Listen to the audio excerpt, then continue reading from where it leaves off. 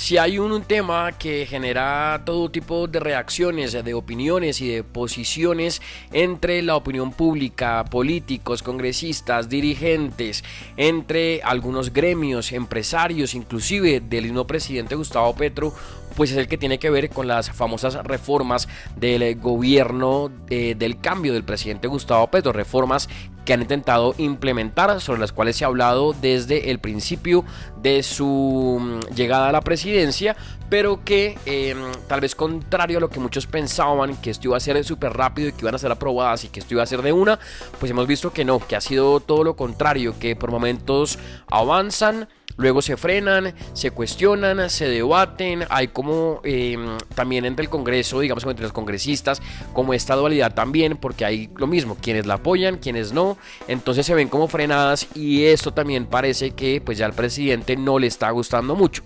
De hecho, esta semana, él en la locución presidencial pues ha dicho que como él ve que esto está trabado en el Congreso y que hay como un bloqueo institucional, entonces lo que él buscará es que mediante una consulta popular, pues sean los colombianos o seamos los colombianos quienes tomemos la decisión final de estas reformas para ver si finalmente se logran o por el contrario pues no pasa nada con ellas, que tienen que ver o que tiene que ver con la reforma a la salud, la pensional y la del trabajo, que es sobre la cual se está hablando más, digamos, durante estos días, luego de que, como también habrán de pronto visto ustedes, algunos miembros de la Comisión Séptima de la Cámara de Representantes pues radicaron esta ponencia para que la reforma fuera archivada, cosa que no ha caído muy bien en muchos sectores. Otros por el contrario han dicho que eso está perfecto. El debate pues igual será extenso, falta todavía mucho. La semana entrante también nuevamente se vuelve a debatir el tema de la reforma laboral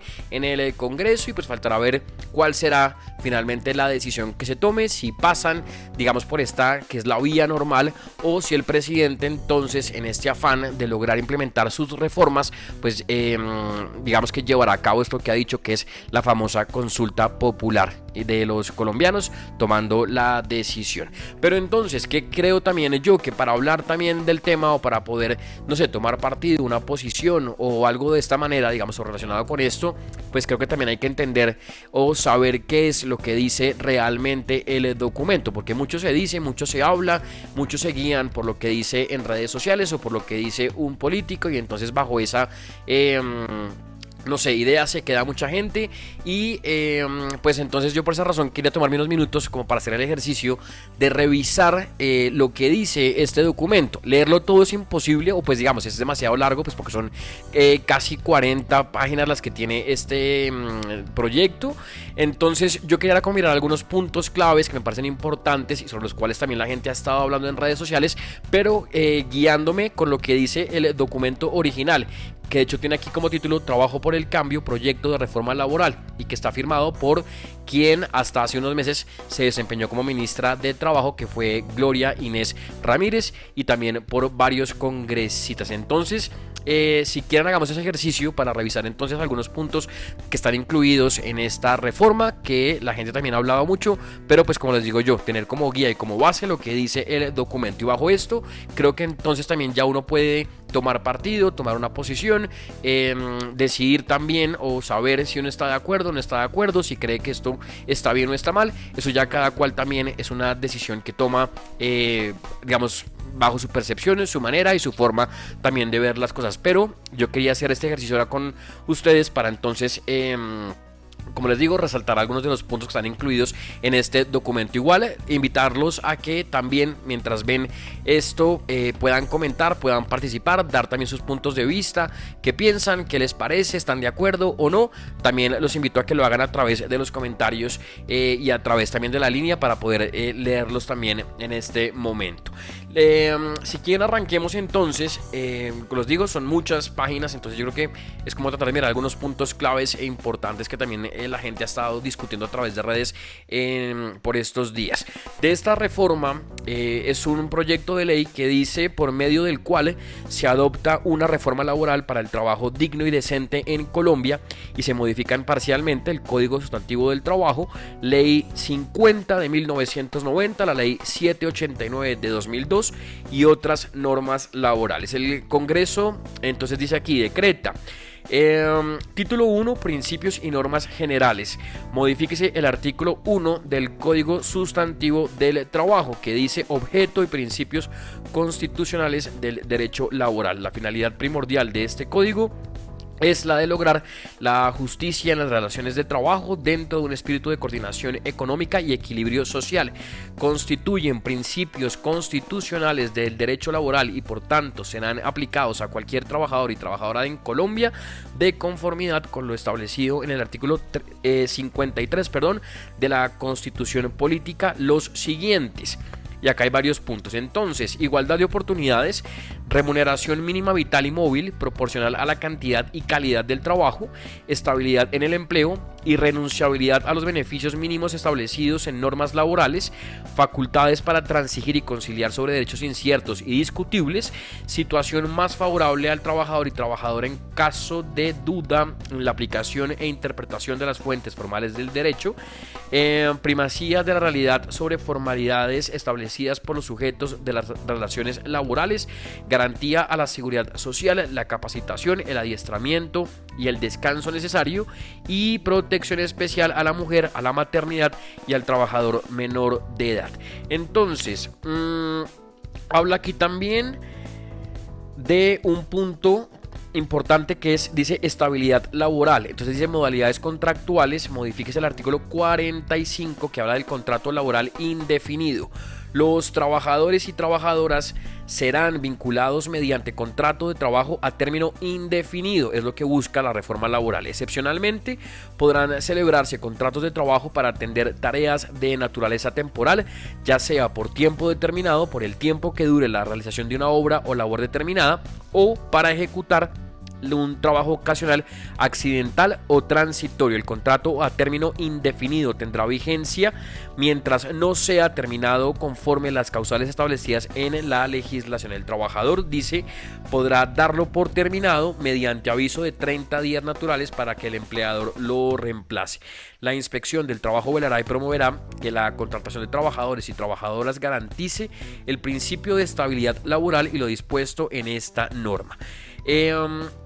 Ahí también modifíquese el artículo 46 que habla de los contratos a término fijo y de obra o labor determinada. Sobre los contratos de trabajo a término fijo, el documento o este proyecto de ley de la reforma laboral dice lo siguiente: podrán celebrarse contratos de trabajo a término fijo por un término superior a un mes y hasta por 2 años para atender necesidades temporales del empleador. El contrato de trabajo a término fijo deberá celebrarse por escrito y en él deberá especificarse la necesidad temporal que se pretende atender y su conexión con la duración que se establezca. Cuando el contrato de trabajo se celebre por un término inferior a un año, las partes podrán prorrogarlo el número de veces que se estimen convenientes. Si con 30 días de antelación al vencimiento del plazo pactado o su prórroga ninguna de las partes manifestare su intención de terminar el contrato, este se entenderá renovado por un término igual al inicialmente pactado. En ningún caso el tiempo inicial pactado y sus prórrogas puede ser superior a 2 años. Dice aquí también, cuando el contrato de trabajo a término fijo no se celebre por escrito, cuando no se especifique la necesidad temporal, cuando en realidad tenga por objeto satisfacer necesidades permanentes del empleador, cuando el plazo inicial pactado y sus prórrogas supere los 2 años o cuando con 30 días de antelación al vencimiento de su última prórroga posible ninguna de las partes manifieste su intención de darlo por terminado, se entenderá celebrado a término indefinido desde el inicio de la relación laboral. El punto 2 también aquí dice o tiene como título contrato de trabajo por duración de obra o labor determinada. En este caso dice podrán celebrarse contratos de trabajo por el tiempo que dure la realización de una obra o labor determinada. El contrato de trabajo por la duración de obra o labor determinada deberá celebrarse por escrito y en él deberá indicarse de forma precisa y detallada la obra o labor contratada que se requiere atender y que debe ser temporal. Hay un segundo capítulo que habla sobre la terminación del contrato de trabajo, tema también clave en este tema de la reforma. Aquí lo que dice es modifíquese el numeral 6 del literal A y el numeral 8 del literal B del artículo 62 que Tiene como título terminación del contrato por justa causa. Son justas causas para dar por terminado unilateralmente el contrato de trabajo. Dice A, por parte del empleador, cualquier violación grave de las obligaciones o prohibiciones especiales que incumben al trabajador o trabajadora de acuerdo con los artículos 58 y 60 del Código Sustantivo de Trabajo, fallos arbitrales, convenciones colectivas y reglamento interno de trabajo. La gravedad de dicha violación debe responder a criterios de razonabilidad, y proporcionalidad. Y por parte del trabajador, lo que dice es cualquier violación grave de las obligaciones o prohibiciones que incumben al empleador de acuerdo con los artículos 57 y 59 del Código Sustantivo del Trabajo, o cualquier falta grave calificada como tal en pactos o convenciones colectivas, fallas arbitrales y reglamento interno de trabajo. La gravedad de dicha violación debe responder a criterios de razonabilidad y proporcionalidad. En el tema de la estabilidad laboral reforzada, lo que dice es: las personas que se encuentren en las circunstancias que se describen a continuación, sin que se entienda una enunciación restrictiva o taxativa, solo podrán ser desvinculadas si existe una justa causa o una causa legal. Entonces, aquí hay unos puntos: amparadas por el fuero sindical en los términos legales y convencionales, amparados por el fuero de salud, esto es, una afectación grave en su salud que les impida o dificulte sustancialmente el desempeño de sus labores en condiciones regulares. Personas en situación de discapacidad, es decir, aquellas que tengan una limitación física, mental, sensorial o intelectual a mediano y largo plazo, sin importar la escala, siempre que en un contexto determinado esta le impida al trabajador o trabajadora su integración profesional o el desarrollo de roles ocupacionales en condiciones dignas y de igualdad. El punto siguiente: mujer en estado de embarazo y hasta los 6 meses después del parto. Esta misma protección procederá a favor del cónyuge, pareja o compañero permanente si ella no tiene un empleo formal y es su beneficiaria en el sistema de seguridad social en salud. Y dice también prepensionados, es decir, a quienes les falten 3 años o menos para cumplir el mínimo de semanas de cotización, o cuando, teniendo las semanas requeridas, le falte igual tiempo para cumplir la edad pensional. Hay otro punto aquí que es el artículo 8, que en el que dice: modifíquese el artículo 64 del Código Sustantivo del Trabajo, el cual quedaría así. Y dice: artículo 64, indemnización por despido injustificado. En caso de terminación unilateral injustificada del contrato de trabajo por parte del empleador, o si éste da lugar a la terminación unilateral por parte del trabajador por alguna de las justas causas contempladas en la ley, el primero deberá al segundo una indemnización en los términos que a continuación se señalan. 1. En los contratos a término fijo, la indemnización corresponderá al valor de los salarios correspondientes al tiempo que faltare para cumplir el plazo estipulado del contrato o el de su prórroga. En ningún caso la indemnización será inferior a 45 días de salario. Punto 2. En los contratos de trabajo por duración de la obra o la labor contratada, la indemnización corresponderá al tiempo que faltare para completarse la obra o labor contratada. En ningún caso la indemnización será inferior a 45 días de salario. Y como punto número 3, en los contratos a término indefinido, la indemnización se pagará así. Entonces, aquí habla A y B. A, 45 días de salario cuando el trabajador o trabajadora tuviere un tiempo de servicios no mayor de 1 año. Y B, si el trabajador o trabajadora tuviere más de 1 año de servicio continuo, se le pagarán 45 días adicionales de salario sobre los 45 días básicos del literal A por cada uno de los años de servicio subsiguientes al primero y proporcionalmente por fracción. Acá hay otros puntos, digamos, de terminación de contrato, que son un poco ya más extenso. Pero por ejemplo también hay otro que es el artículo 11, que pide modificar el artículo 115 del Código Sustantivo del Trabajo, el cual dice procedimiento para aplicar sanciones o despidos con justa causa. Creo que también es un tema que a la gente le puede interesar. En todas las actuaciones para aplicar sanciones disciplinarias o para terminar un contrato de trabajo con justa causa, se deberán aplicar como mínimo los siguientes principios: dignidad del trabajador y trabajadora, presunción de inocencia, proporcionalidad, derecho a la defensa, contradicción y controversia de las pruebas, lealtad y buena fe, imparcialidad, respeto al buen nombre y a la honra. También se deberá aplicar como mínimo el siguiente procedimiento. Son 7 puntos. 1. Comunicación formal de la apertura del proceso a la persona a quien se imputan las conductas. 2. La formulación de los cargos imputados. 3. El traslado al imputado de todos y cada una de las pruebas que fundamentan los cargos formulados. 4. La indicación de un término durante el cual el acusado pueda formular sus descargos, controvertir las pruebas en su contra y allegar las que considere necesarias para sustentar sus descargos. 5. El pronunciamiento definitivo mediante un acto motivado. 6. La imposición de una sanción proporcional a los hechos que la motivaron o la decisión de terminación con justa causa del contrato. Y por último, el punto 7, revisión de la decisión. Dice: la pretermisión de este procedimiento torna el despido ineficaz. Este procedimiento no tiene que ser agotado si la causa de terminación del contrato es la consagrada en el numeral 14 del artículo 62 del Código Sustantivo de Trabajo. Si el trabajador o trabajadora se encuentra afiliado a una organización sindical, podrá estar asistido y acompañado por 2 representantes del sindicato. Y dice: si el trabajador o trabajadora con discapacidad deberá contar con medidas y ajustes razonables que garanticen la comunicación y comprensión recíproca en el marco del debido proceso. Hay también otro punto importante, dice capítulo 1, contratistas, del título 3, contratistas y subcontratistas, tema también que yo creo es de interés para ustedes también, que habla de modificar el artículo 34 del Código Sustantivo de Trabajo.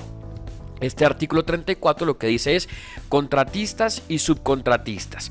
Entonces, 1. Son contratistas y subcontratistas quienes contraten en beneficio de terceros cualquiera que sea el acto que le dé origen en la ejecución de obras, trabajos o la prestación de servicios por un precio determinado, asumiendo todos los riesgos para realizarlos con sus propios medios y con libertad y autonomía técnica y directiva. En consecuencia, para ser considerados verdaderos empleadores y no simples intermediarios, los contratistas y subcontratistas individualmente considerados deberán tener su propia organización empresarial y especialización productiva, la que deberán acreditar suficientemente en caso de exigírsele por parte de las autoridades judiciales y administrativas.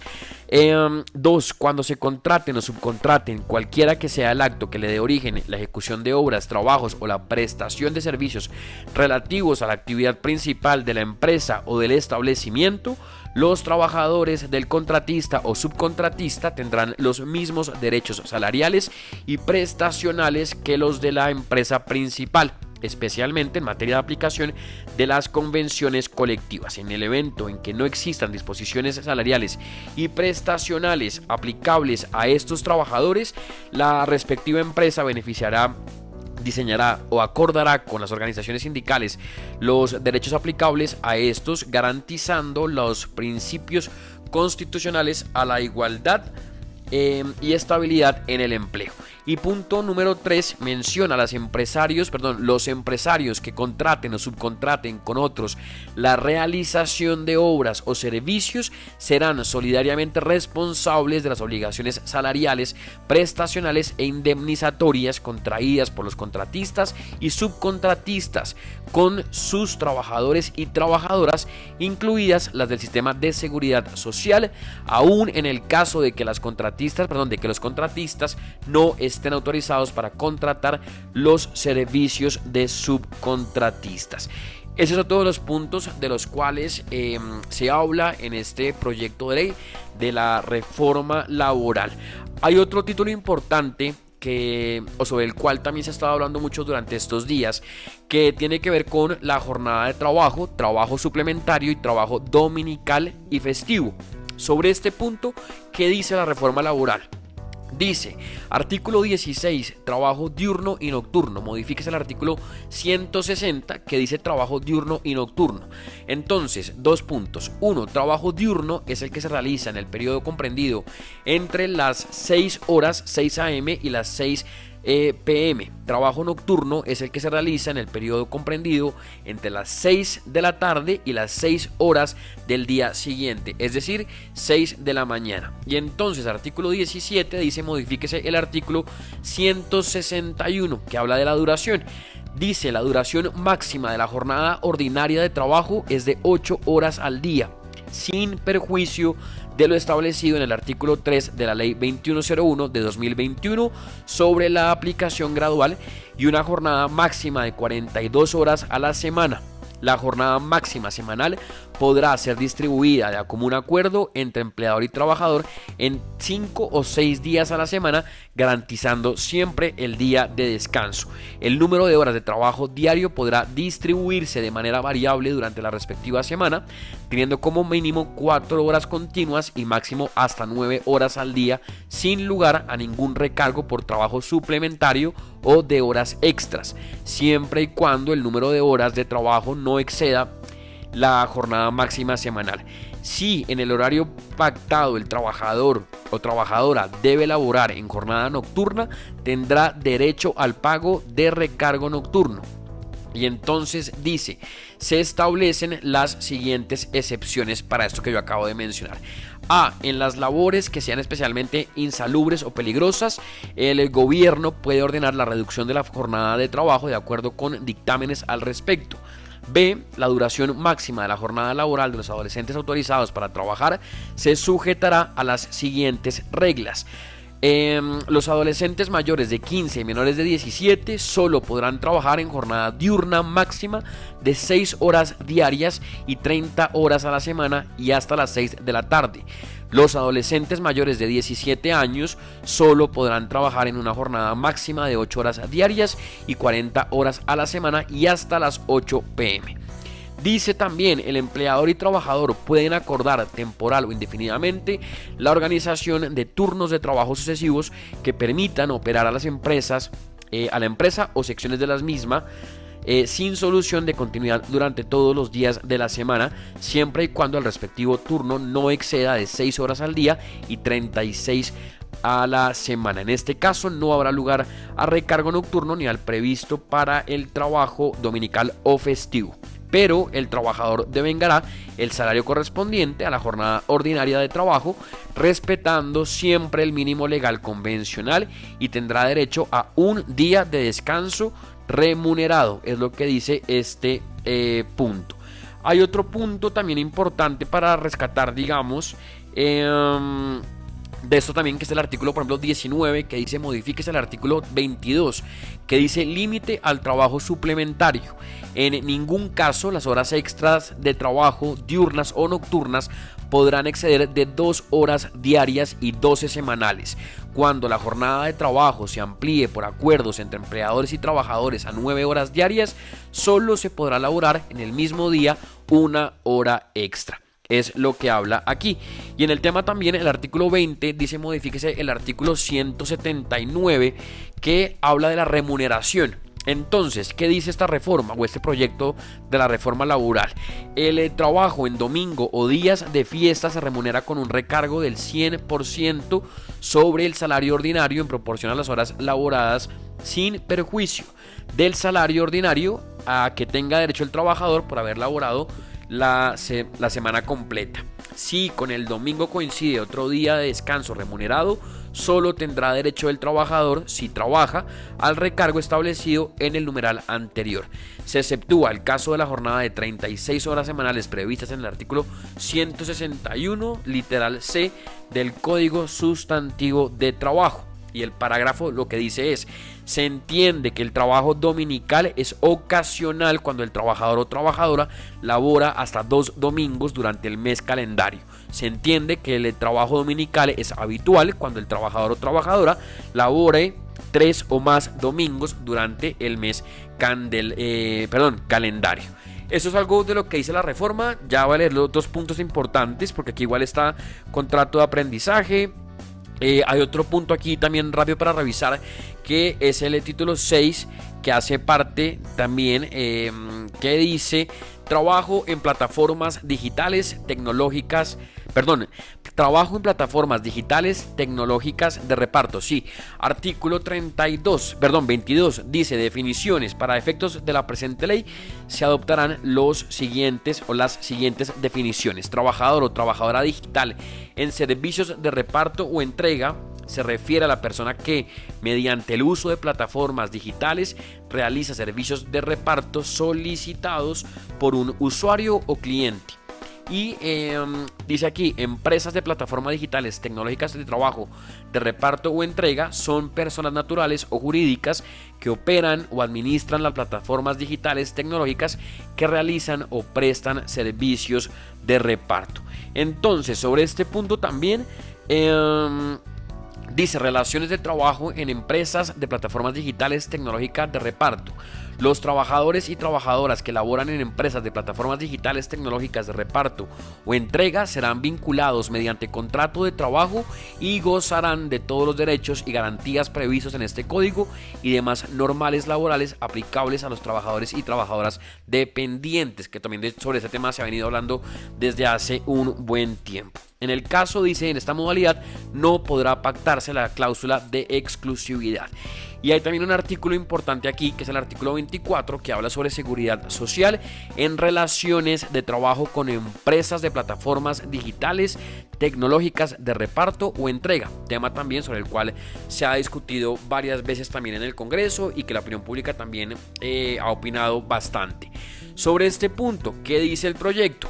Las empresas de plataformas digitales tecnológicas de reparto o entrega deberán afiliar a sus trabajadores y trabajadoras a la seguridad social conforme a las normas vigentes en calidad de dependientes, que podrá hacer en la modalidad de tiempo parcial que las normas específicas reglamenten. Estas empresas deberán generar los reportes respectivos a las entidades recaudadoras de aportes e informar a los trabajadores y trabajadoras al final de cada mes el número de horas laboradas, incluyendo el tiempo en que estuvieron conectados a la plataforma, de forma tal que éstas puedan ser calculadas en función de días laborados y estos a su vez en equivalente a semanas de cotización conforme a la norma respectiva. Hay aquí otros puntos, pero bueno, trabajo agropecuario, que también hay un capítulo largo, pero quisiera pasar a este, por ejemplo, para mirarlo rápidamente, que es que dice automatización y descarbonización de puestos de trabajo. Artículo 32, protección del trabajador en procesos de automatización. En procesos de automatización que puedan implicar la terminación de puestos de trabajo, los trabajadores que ocupan los cargos que podrían ser afectados o reemplazados en un proceso de modernización o automatización, previa consulta con las organizaciones sindicales existentes en la empresa, tienen derecho a 1. Ser reconvertidos laboralmente, al menos durante los 6 meses anteriores a la aplicación de la automatización o modernización que implique la terminación de su puesto de trabajo mediante la incorporación a rutas y programas de formación para el trabajo. 2. Ser reubicado laboralmente en otro cargo o área de la empresa en similares o mejores condiciones de trabajo. 3. Agotadas las posibilidades contempladas en los numerales anteriores y si fue imposible la reubicación laboral, el empleador deberá solicitar autorización al Ministerio del Trabajo cuando se trate de despidos colectivos.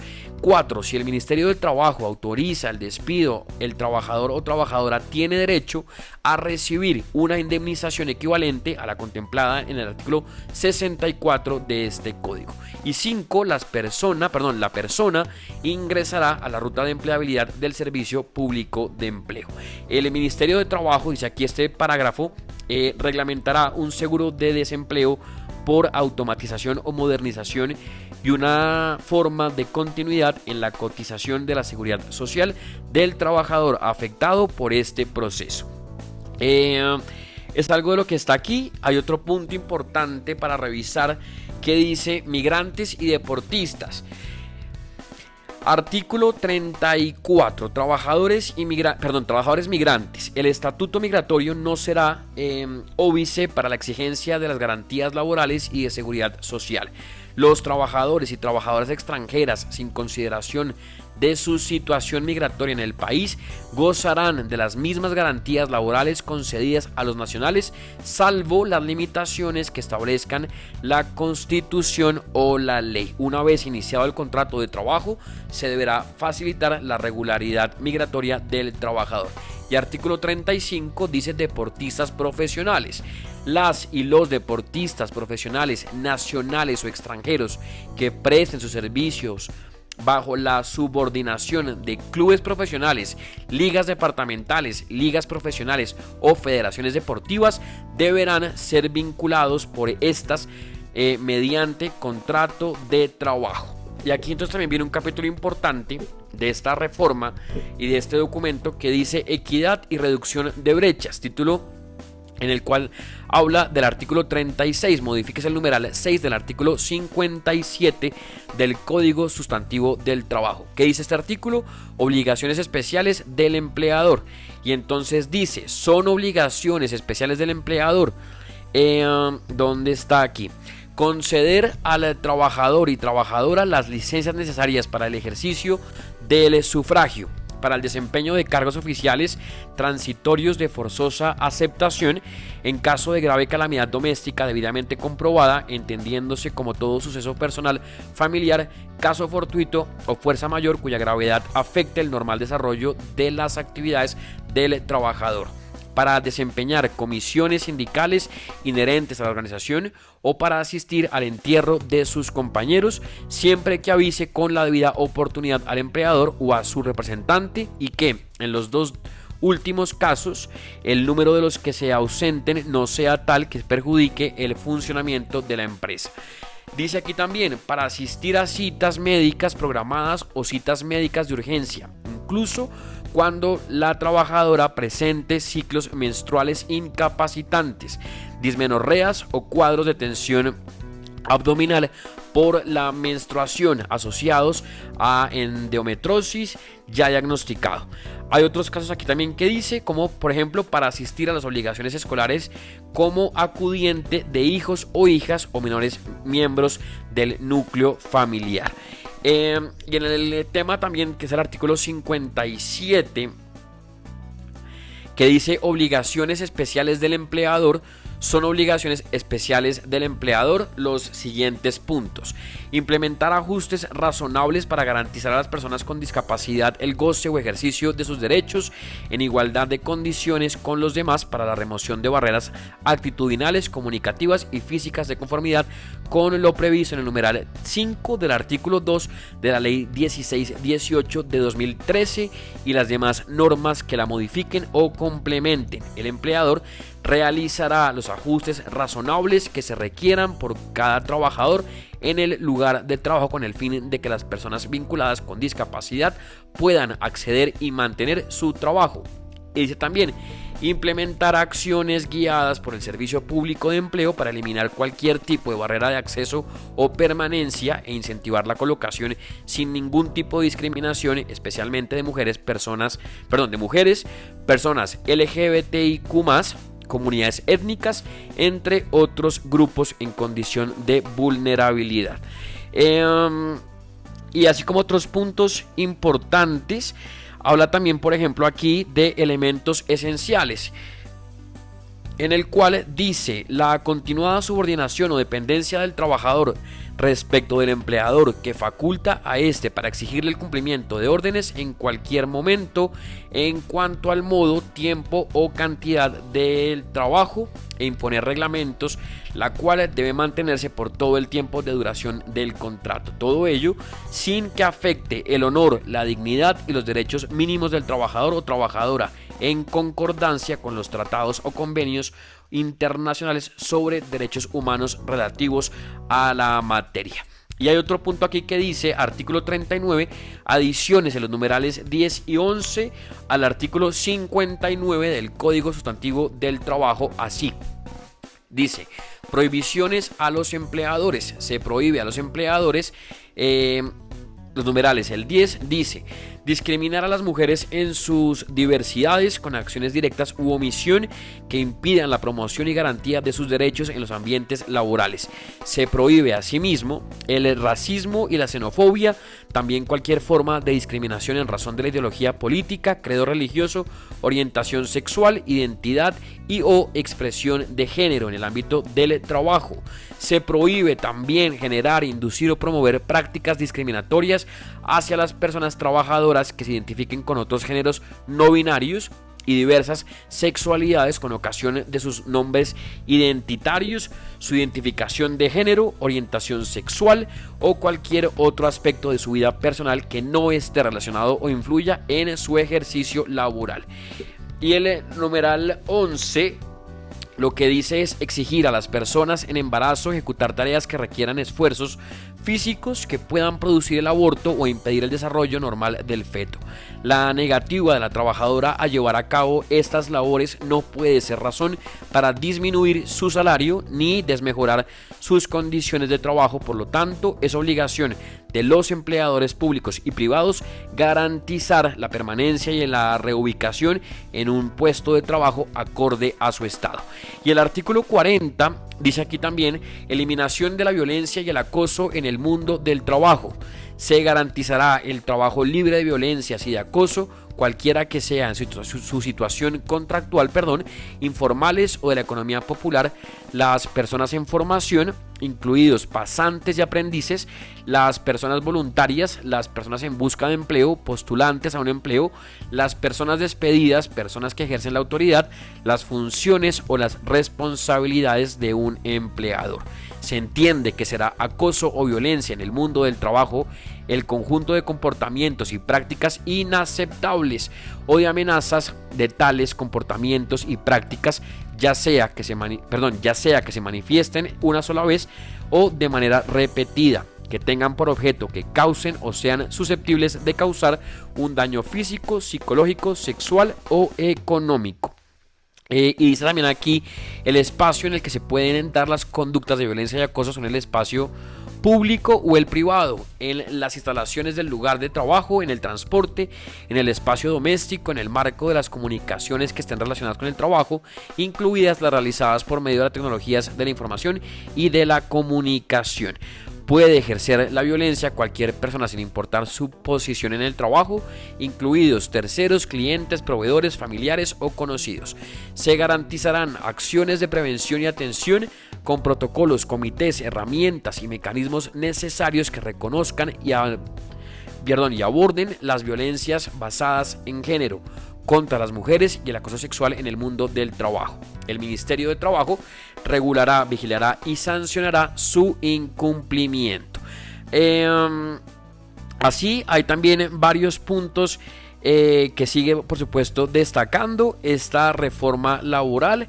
Hay otros títulos, otros capítulos también que tiene esta reforma laboral y estos temas, por ejemplo el tema de los sindicatos, de las huelgas, así que pues son algunos de estos de los puntos que trata la reforma laboral, porque como les digo es un artículo, es un documento bastante largo, son más de 40 páginas. Yo cerraría de pronto con este último, que sí, que puede ser que habla de disposiciones varias. Simplemente dice, adiciónese un parágrafo al artículo 132 sobre el reajuste salarial. Todo trabajador que devenga hasta 2 salarios mínimos legales mensuales vigentes tendrá derecho a un reajuste salarial en un porcentaje por lo menos igual al del IPC causado al 31 de diciembre del año anterior, el cual será aplicado retroactivamente al 1 de enero de cada año. Lo anterior sin perjuicio de los acuerdos individuales o colectivos que consagren un incremento superior. Y dice aquí también, artículo 71, modifíquese el artículo 140 que dice salario sin prestación del servicio.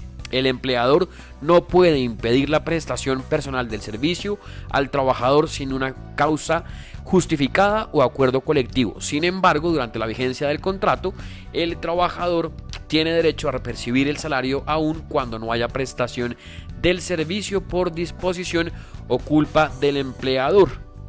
Y habla también aquí de un artículo que es el 72, que pide modificar el artículo 488, que dice: regla general, las acciones correspondientes a los derechos regulados en este código prescriben en 5 años, salvo en los casos de prescripciones especiales establecidas en el Código Procesal del Trabajo y de la Seguridad Social o en el presente estatuto.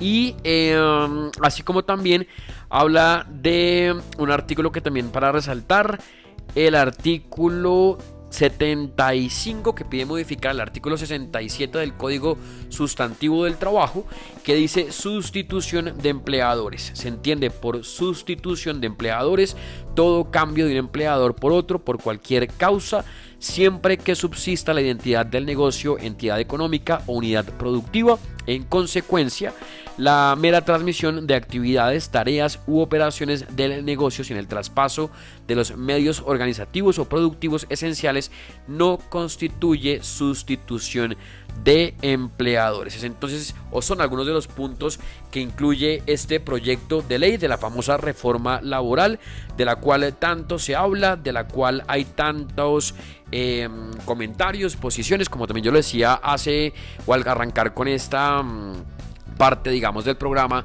que hay gente que está a favor, hay gente que está en contra, hay quienes la respaldan y quienes dicen que está bien y que esto tiene que lograrse, hay quienes dicen que no, y hay quienes también han dicho que nadie dice que no se tenga que mejorar el tema de la salud, la pensión de los colombianos, el trabajo por supuesto digno de nosotros los colombianos, pero piensan que puede hacerse de otra manera y no como está presentado este proyecto de ley, que pues faltará ver si finalmente pasa o no en el Congreso, si se destraba el tema, votan y hay una decisión de sí o sí no, pero hay una decisión por parte del Congreso, o como también lo hablábamos hace unos instantes, llega esto que ha dicho el presidente Gustavo Petro en la locución presidencial, que es lo de lograr esta consulta popular para que sean o seamos nosotros los colombianos quienes tomemos esa decisión final de las reformas de este proyecto político del presidente Petro,